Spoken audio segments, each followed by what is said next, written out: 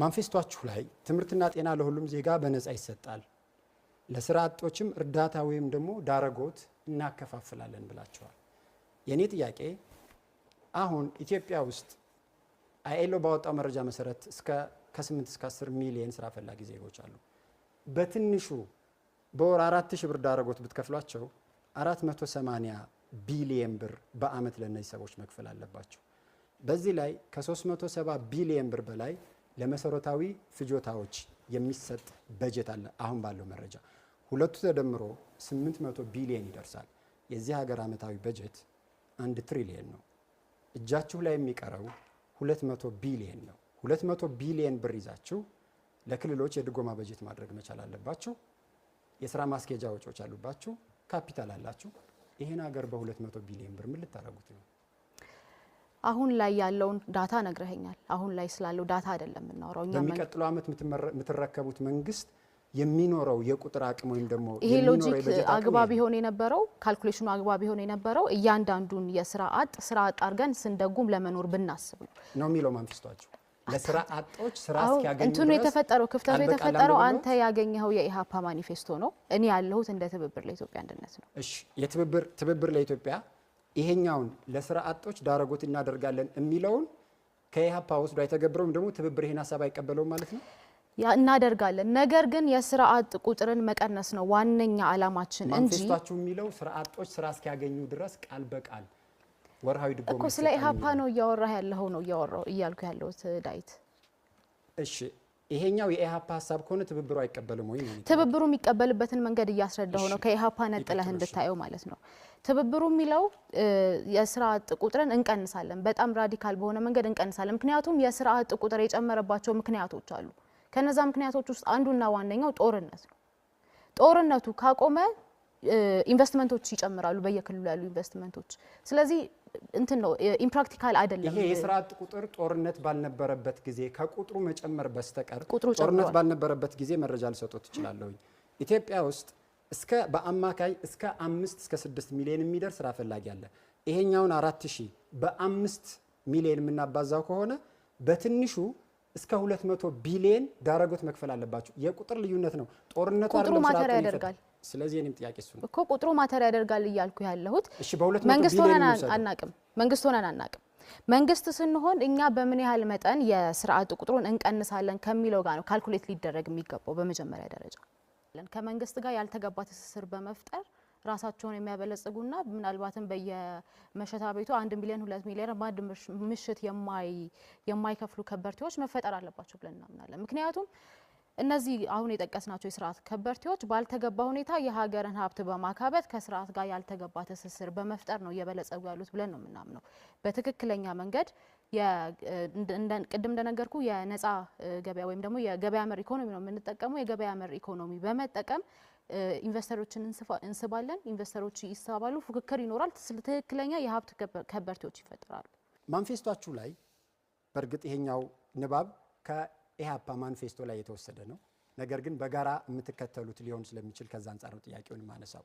ሶሻል ዲሞክራሲ የሚቃወመው ከፍተኛ ንብረት ማካበትን እና ሰርቶ አደሮችን ከመጠን በላይ መበዝበዝን ነው ይላል። ምን ማለት ነው? ቅድም እንደጠቀስኩት በኢትዮጵያ ውስጥ አሁን ባለው ሁኔታ የሀብት ከበርቴዎች ሳይሆን የስርዓት ከበርቴዎች አሉ ብለን እናምናለን። እነዚህ የስርዓት ከበርቴዎች የተወለዱት ወይም የተፈጠሩት ደግሞ የዜጎችን ሀብት በመበዝበዝ በሙስና እንዲሁም ደግሞ ከስርዓት ጋር ያልተገባ ትስስር በመፍጠር ነው ብለን እናምናለን። ስለዚህ አሁን ባለን አረዳድ ያሉት የስርዓት ከበርቴዎች ናቸው። እነዛን የስርዓት ከበርቴዎች ደግሞ በማስቆም ወደ የሀብት ከበርቴዎችን በመፍጠር እነዛ የሀብት ከበርቴዎች ለዜጎችም የስራ ዕድል በመፍጠር ለመንግስትም ትክክለኛውን ግብር በመክፈል የሀገር እድገት ላይ አስተዋጽኦ ከበርቴውን ማስቆም ማለት እኮ ኢንቨስትመንትን ማስቆምና አይደለም። የተለያየ ከበርቴን የጠቀስኩልህ የሀብት ከበርቴና የስርዓት ከበርቴ ብያለሁ። በስንት ትከፍሉታላችሁ? ሁለት እየጠቀስኩልህ ነው። የሀብት ከበርቴ ብያለሁ፣ የስርዓት ከበርቴ ብያለሁ። ዴፊኒሽኑ ላይ መነጋገር እንችላለን። የስርዓት ከበርቴዎችና የሀብት ከበርቴዎችን በንጽጽር አስቀምጡ ብትባሉ ኢትዮጵያ ውስጥ የትኛው ይበዛል? የስርዓት ከበርቴ ይበዛል። ስለዚህ ከስርዓት ከበርቴው ላባደሩን ነው ከብዝበዛ እንታደገዋለን የምትሉት? በሚገባ። በጥቅሉ ግን ኢትዮጵያ ውስጥ የዳበረ የከበርቴ ስርዓት አለ የለም? የስርዓት ከበርቴ አለ። የዳበረ የሚለው ላይ ነው እንጂ ልዩነታቸው የዳበረ የስርዓት ከበርቴ አለ። እሺ ማንፌስቷችሁ ላይ ሌላ ቦታ ላይ ደግሞ በኢትዮጵያ ውስጥ የከበርቴው ስርዓት በወጉ አላደገም ትላላችሁ። እርስዎ ደግሞ የከበርቴው ስርዓት ኢትዮጵያ ውስጥ ያለው የከበርቴ ስርዓት የስርዓት የሚሆን የምንም የዳበረ ነው እያሉኝ ነው። ስፔሲፊኬሽን ይጎለዋል ማኒፌስቶ ላይ እርግጥ ነው። ነገር ግን እያልን ያለ ነው የሀብት ከበርቴዎች መፈጠር አለባቸው። የሀብት ከበርቴዎች ስንል በትክክለኛው መንገድ ለመንግስት በትክክል ግብር የሚከፍሉ ሰርተው ያገኙ ከላብ አደሩ ገንዘብ በመበዝበዝ ያልበለጸጉ ሰዎች መፈጠር አለባቸው። እነዛ ሰዎች ለሀገር እድገት እኩል አስተዋጽኦ ማበርከት ከዚህ በኋላ ይፈጠሩ ነው ተፈጥሯል ነው የሀብት ከበርቴዎች የሉም። በኢትዮጵያ ውስጥ በጣም በጥቂት የሚቆጠሩ ናቸው ብለን እናምናለን። ከሌሉ እናንተ ይሄ ክርክር ከተካሄደ ከ4 ወራት በኋላ ይሄ አመት ከተጠናቀቀ ከ30 ቀናት በኋላ መንግስት ትረገባላችሁ። በ4 አመት ውስጥ እንዴት ያለ ከበርቴ ፈጥራችሁ ነው ከከበርቴው ገንዘብ ከፍላችሁ ለሌላው የምታከፋፍሉ? በቅድሚያ የስርዓት ከበርቴዎች እንዳይኖሩ እናደርጋለን። ከመንግስት ጋር ያልተገባ ትስስር በመፍጠር ራሳቸውን የሚያበለጽጉና ምናልባትም በየመሸታ ቤቱ 1 ሚሊዮን 2 ሚሊዮን በአንድ ምሽት የማይከፍሉ ከበርቴዎች መፈጠር አለባቸው ብለን እናምናለን። ምክንያቱም እነዚህ አሁን የጠቀስናቸው የስርዓት ከበርቴዎች ባልተገባ ሁኔታ የሀገርን ሀብት በማካበት ከስርዓት ጋር ያልተገባ ትስስር በመፍጠር ነው እየበለጸጉ ያሉት ብለን ነው የምናምነው። በትክክለኛ መንገድ ቅድም እንደነገርኩ የነፃ ገበያ ወይም ደግሞ የገበያ መር ኢኮኖሚ ነው የምንጠቀመው። የገበያ መር ኢኮኖሚ በመጠቀም ኢንቨስተሮችን እንስባለን። ኢንቨስተሮች ይሳባሉ፣ ፉክክር ይኖራል። ትክክለኛ የሀብት ከበርቴዎች ይፈጠራሉ። ስለዚህ ይፈጠራሉ ነው እያሉኝ ያሉት? አዎ የሀብት ከበርቴዎች ምንም ይሁን ስያሜያቸው ልዩነት አለው፣ መሰረታዊ ልዩነት አለው። ምንም ይሁን ማለት አንችልም። እሺ በእናንተ በኩል የሀብት ከበርቴዎች ይፈጠራሉ ነው? በሚቀጥለው 5 ወር ውስጥ የሀብት ከበርቴዎች ተፈጥረው በሚቀጥሉት 5 ወር አይደለም። እናንተ መንግስት የምትሆኑት ከ5 ወር በኋላ ነው እኮ። ከዛ ፕሮሰስ ነው። ምንም ነገር ሂደት ነው። ኦቨርናይት ነው ነገር የለም። ከፈጠራችኋቸው ከበርቴዎች ላባደሩን ትጠብቁታላችሁ። እኛ ምን ፈጥረው የስርዓት ከበርቴ አይደለም። ላባደሩ መጠበቅ ያለበት ከስርዓት ከበርቴዎች ነው። ምክንያቱም ላይ እንደሱ አይደለም የሚለው ከከበርቴው ስርዓት ነው የሚለው። የኢሃፓን ማኒፌስቶ ነው ያገኘው። የኢሃፓ አባል ነው ጥርሶ ያወራው ያለው ስለ ትብብር ለኢትዮጵያ አንድነት ነው። የኢሃፓ ነው አይደለም የመጣሁት እኮ የትብብሩ ማኒፌስቶ እና የኢሃፓ ማኒፌስቶ የትብብሩ የኢኮኖሚ ስሪት ከዚህ ይለያል። ሙሉ በሙሉ አንድ አይነት አይደለም። ከፍተኛ ግብር መጣል የግል ባለሀብቱን ያስራል፣ ተስፋም ያስቆርጣል፣ ኢንቨስትመንትም ያቀጭጫል።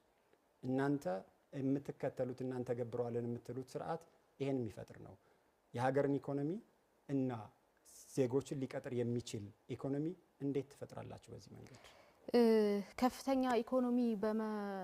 ከፍተኛ ግብር በመጣል ሁኔታ ከዚህ አሁን ካለው መንግስት የበለጠ እንጥላለን የሚል እምነት የለንም። ያም አይደለም እቅዳችን። ነገር ግን ተገቢ የሆኑ ግብሮችን በመጣል ግብሩ ለተገቢው የህዝብ አላማ እንዲውል እናደርጋለን። አሁን እየተጣለ ያለውን ግብር በተመን ነው በአሰራር ነው የምትቃወሙ? በተመንም በአሰራር። ተመኑን ታሻሽሉታላችሁ? ከምን ወደ ምን? አሁን ያሉት በተለይ ደግሞ በመሰረታዊ አቅርቦቶች ላይ ያለው እንዲሁም ደግሞ አንዳንድ ግብር ሊጣልባቸው የማይገቡ ጉዳዮች አሉ። የተጋነነ ግብርም ለምሳሌ ከሰራተኞች የሚሰበሰብ ግብር የተጋነነ እንደሆነ እናምናለን። ከሲቪል ሰርቫንቱ ሙሉ በሙሉ ወይም ደግሞ ግብር የመሰብሰብ ፍላጎት አይኖረንም። ያም እንኳን ማሳካት ባንችል በጣም ዝቅተኛ ግብር ነው ምንጥለው። ስለዚህ በተመንም በአሰራርም በኩል አሁን ያለውን ሁኔታ አንከተልም። ግብር የምትቀንሱ ከሆነ የሀገር ውስጥ ገቢ ይቀንሳል። የሀገር ውስጥ ገቢ የሚቀንስ ከሆነ የልማት ጥያቄዎችን፣ የካፒታል በጀት፣ የክልሎች ድጎማ በጀትን፣ የዘላቂ ልማት ማስፈጸሚያ ግቦች ከየት ልታገኙ ነው? ግብር ስትቀንሱ ገቢያችሁ ይቀንሳል። የሀገር ውስጥ ገቢ የሚገኘው ከግብር ብቻ አይደለም።